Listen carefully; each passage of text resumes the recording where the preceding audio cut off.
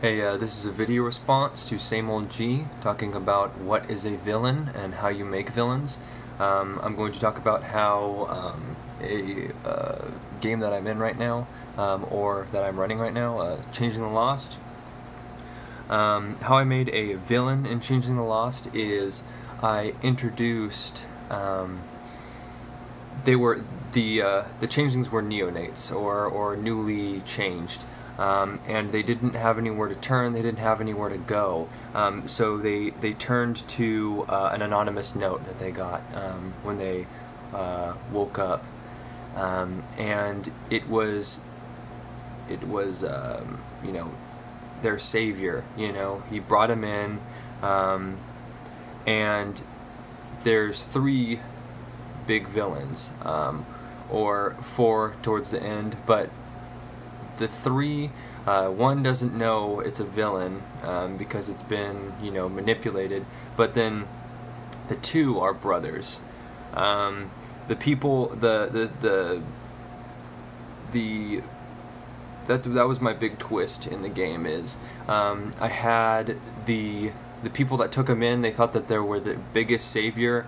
It ended up turning and stabbing them in the back, and then they had to rely on other people of the courts to help back them up.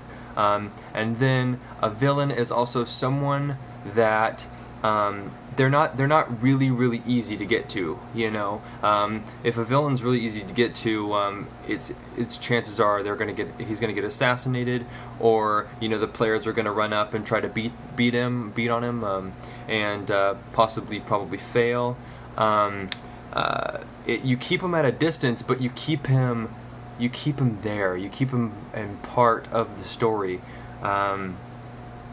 You know, you send the players letters, you send them henchmen, you make them talk about, or the main maybe the main helpers to the protagonists are talking about him, and oh, he's doing this, and he told, you know, he usually does this, and keep him at a arm's length, but just out of reach. You know, like you can almost taste, you know, almost smell him, almost, you know, see him, but whenever you see him, he's at a distance, or whenever, not even that, I made him so he's completely anonymous, he's completely fallen off the grid. And it also matters what kind of villain you want to make. There's villains that are just despicable people. There's villains that you love to hate. There's villains that are weak.